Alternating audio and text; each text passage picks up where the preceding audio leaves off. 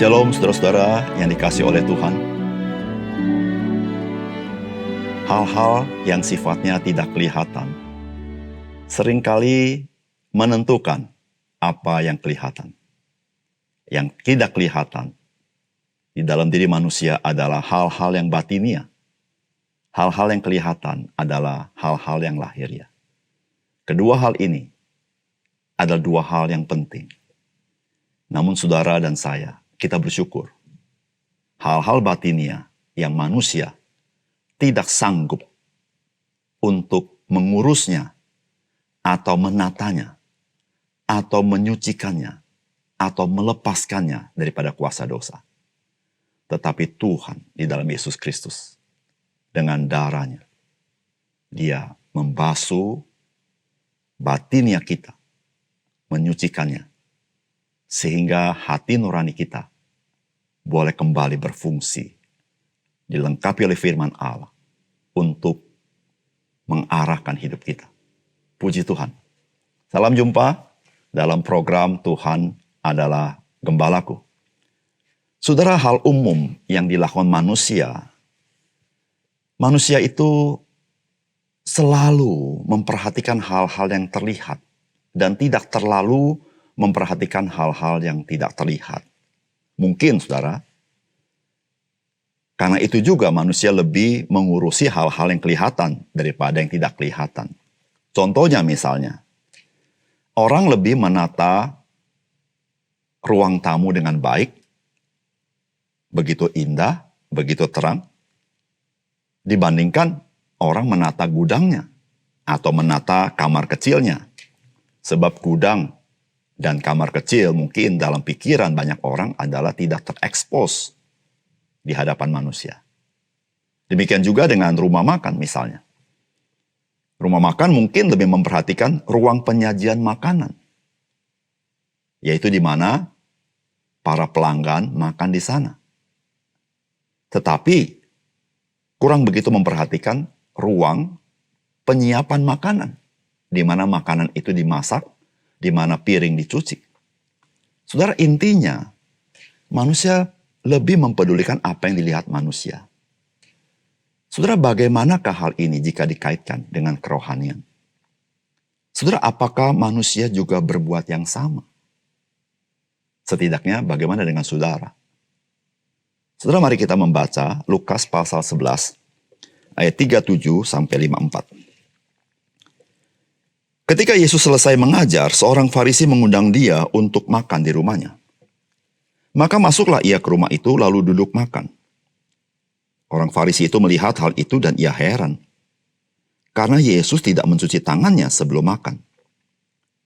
Tetapi Tuhan berkata kepadanya, "Kamu orang-orang Farisi, kamu membersihkan bagian luar dari cawan dan pinggan. Tetapi bagian dalammu penuh rampasan dan kejahatan. Hai orang-orang bodoh, bukankah dia yang menjadikan bagian luar, dia juga yang menjadikan bagian dalam? Akan tetapi, berikanlah isinya sebagai sedekah, dan sesungguhnya semuanya akan menjadi bersih bagimu. Tetapi celakalah kamu, hai orang-orang Farisi, sebab kamu membayar persepuluhan dari selasih, inggu, dan segala jenis sayuran, tetapi kamu mengabaikan keadilan dan kasih Allah. Yang satu harus dilakukan dan yang lain jangan diabaikan. Celakalah kamu, hai orang-orang Farisi, sebab kamu suka duduk di tempat terdepan di rumah ibadat dan suka menerima penghormatan di pasar. Celakalah kamu sebab kamu sama seperti kubur yang tidak memakai tanda. Orang-orang yang berjalan di atasnya tidak mengetahuinya." Seorang dari antara ahli-ahli Taurat itu menjawab dan berkata kepadanya, "Guru, dengan berkata demikian engkau menghina kami juga." Tetapi ia menjawab, "Celakalah kamu juga, hai ahli-ahli Taurat, sebab kamu meletakkan beban-beban yang tak terpikul pada orang, tetapi kamu sendiri tidak menyentuh beban itu dengan satu jari pun. Celakalah kamu sebab kamu membangun makam nabi-nabi, tetapi nenek moyangmu telah membunuh mereka. Dengan demikian, Kamu mengaku bahwa kamu membenarkan perbuatan-perbuatan nenek moyangmu sebab mereka telah membunuh nabi-nabi itu dan kamu membangun makamnya. Sebab itu hikmat Allah berkata, Aku akan mengutus kepada mereka nabi-nabi dan rasul-rasul dan separuh dari antara nabi-nabi dan rasul-rasul itu akan mereka bunuh dan mereka aniaya. Supaya dari angkatan ini dituntut darah semua nabi yang telah tertumpah sejak dunia dijadikan. Mulai dari darah Habel sampai kepada darah Sakaria yang telah dibunuh di antara mesbah dan rumah Allah. Bahkan aku berkata kepadamu, semuanya itu akan dituntut dari angkatan ini. Celakalah kamu hai ahli-ahli Taurat, sebab kamu telah mengambil kunci pengetahuan. Kamu sendiri tidak masuk ke dalam, dan orang yang berusaha untuk masuk ke dalam, kamu halang-halangi. Dan setelah Yesus berangkat dari tempat itu, ahli-ahli Taurat dan orang-orang Farisi terus-menerus mengintai, dan membanjirinya dengan rupa-rupa soal. Untuk itu mereka berusaha memancingnya, supaya mereka dapat menangkapnya berdasarkan sesuatu yang diucapkannya. Saudara yang dikasihi oleh Tuhan, apa yang kita baca dari firman Tuhan adalah peristiwa di mana orang Farisi mengundang Yesus makan. Nah, ketika mereka makan, Tuhan Yesus makan tanpa mencuci tangan. Maka orang Farisi merasa heran bahwa Yesus tidak mencuci tangan.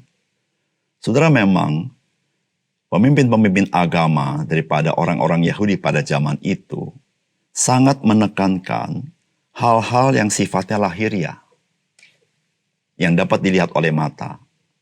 Dan mereka, saudara-saudara, lebih menekankan perbuatan-perbuatan yang sifatnya diperhitungkan sebagai ritual. Namun mereka tidak peduli dengan karakter dan sikap hati seseorang. Mereka membangun ritual, tapi tidak membangun batinnya mereka. Mereka juga menjadi orang yang suka menuntut orang lain dan tidak menuntut diri sendiri. Dan kita membaca dalam bagian ini, saudara, Yesus juga berbicara kepada ahli-ahli Taurat yang menuntut orang lain dengan aturan-aturan yang mereka buat, tetapi mereka tidak sama sekali mau melakukan apa yang mereka tuntut dari orang lain. Saudara, apakah pesan firman Tuhan bagi kita hari ini? Saudara, yang pertama, Tuhan menjadikan lahiriah dan batinnya kita.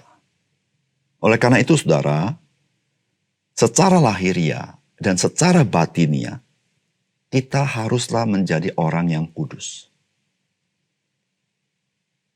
Saudara, kebiasaan manusia atau preferensi manusia atau concern manusia selalu kepada penampilan, bukan? Yang penting dilihat orang baik. Yang penting dilihat orang seperti orang yang kudus. Yang penting dilihat orang seperti orang baik. Yang penting dilihat orang seperti orang Kristen. Dari mana semuanya itu? Yaitu melalui hal-hal yang sifatnya penampilan. Saudara, Tuhan Yesus mengingatkan kepada kita khususnya.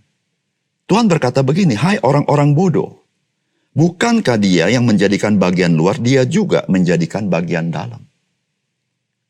Saudara, di dalam iman Kristen, di dalam kitab suci, maka hal lahiriah dan hal batinnya tidak dapat dipisahkan. Lahiriah kita tidak boleh diserahkan kepada dosa dan kejahatan. Karena lahiriah kita diciptakan oleh Tuhan. Batinnya kita tidak boleh dibiarkan meskipun tidak kelihatan dan terus bercengkrama dengan dosa dan kejahatan. Karena batinnya kita itu diciptakan Tuhan juga. Saudara, seorang manusia tidak dapat dipisahkan antara batinnya dan lahiriah. Saudara, jikalau batinyamu penuh dengan dosa, caci maki, dengki, amarah, kebencian, kejahatan, dan lahiriahmu begitu baik, engkau tetap adalah orang yang hidup tidak kudus. Saudara, inilah yang terjadi dengan orang-orang Farisi pada zaman itu. Saudara, mereka melakukan seluruh ritual, memberikan persepuluhan dari hasil tanaman mereka. Dan mereka lakukan dengan setia. Tetapi mereka, di dalam batinnya mereka, penuh dengan hal-hal yang tidak baik.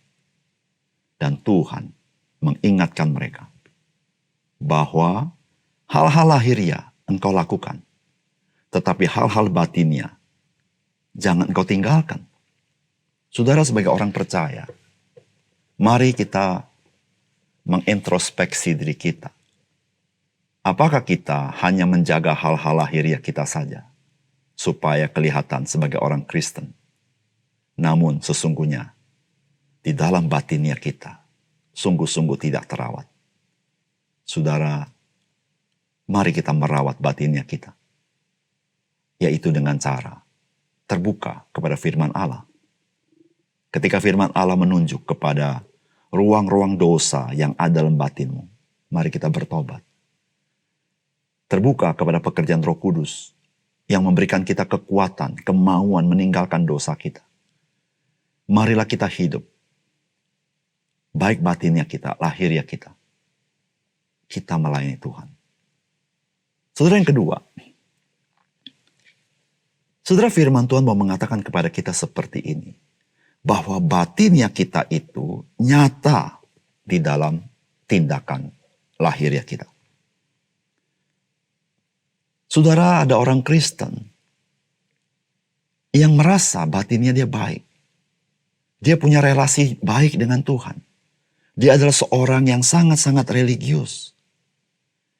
Namun teman-temannya, saudara-saudara seiman heran. Karena perilakunya tidak cocok dengan pengakuannya. Saudara, ini terjadi di pelbagai tempat di dunia ini. Ada banyak orang-orang Kristen heran dengan orang Kristen seperti ini. Orang Kristen seperti ini tahu banyak mengenai dogma Kristen. Orang Kristen seperti ini mungkin banyak menghafal kitab suci. Orang Kristen seperti ini aktif melayani. Namun, perilaku, sifat, kelakuan, tindakan, kontradiksi dengan pengakuannya. Saudara yang kasih dalam Tuhan, jikalau perilaku, kenyataan yang tampil di dalam kehidupan kita berbeda dengan apa yang engkau mengaku memiliki batin yang baik, sesungguhnya batinmu pun tidak baik. Saudara, oleh karena itu, saudara yang kasih dalam Tuhan, sebagai orang percaya, kita tidak boleh berhenti bercermin dengan firman Allah. Kita tidak boleh menjadi seorang yang menutup-nutupi kebobrokan batin kita. Karena ingatlah, Tuhan melihat apa yang di dalam hatimu. Dan Tuhan berbelas kasihan. Saudara yang kasih dalam Tuhan, jikalau batinmu dan batinku bersih, dibersihkan oleh firman dan Roh Kudus, maka engkau akan hidup dengan sukacita. Engkau tidak dibebani dengan beban berat seperti orang yang berada di bawah hukum, yang siap akan dihukum jikalau bersalah. Namun jikalau batinmu disucikan oleh firman Allah dan Roh Kudus, maka engkau akan begitu bersukacita mengekspresikan apa yang dalam batinmu. Saudara, apa yang di batinmu, itulah yang nyata di dalam perilaku. Mari kita berdoa. Bapa surga, terima kasih untuk kebenaran firman Tuhan. Biarlah peringatan-peringatan Tuhan Yesus, teguran-teguran Tuhan Yesus, menolong kami sebagai orang-orang percaya. Kami tidak lagi hidup membedakan antara batinnya dan lahiriah. Karena kedua hal ini Tuhan ciptakan dengan baik. Tapi kami harus menyadari, ya Tuhan, bahwa memang kami seringkali hanya mementingkan hal-hal yang lahiriah. Kami lupa dengan hal-hal batinnya atau membiarkannya. Sehingga hidup kami begitu berat untuk hidup bagi Engkau. Biarlah hari ini Tuhan, kami serahkan diri kami kepadamu. Biarlah Engkaulah yang menyucikan batinnya kami melalui firman dan Roh Kudus, sehingga kami bisa hidup dengan sukacita menghidupi kehendak Tuhan. Terima kasih Tuhan. Dalam nama Tuhan Yesus kami berdoa. Amin.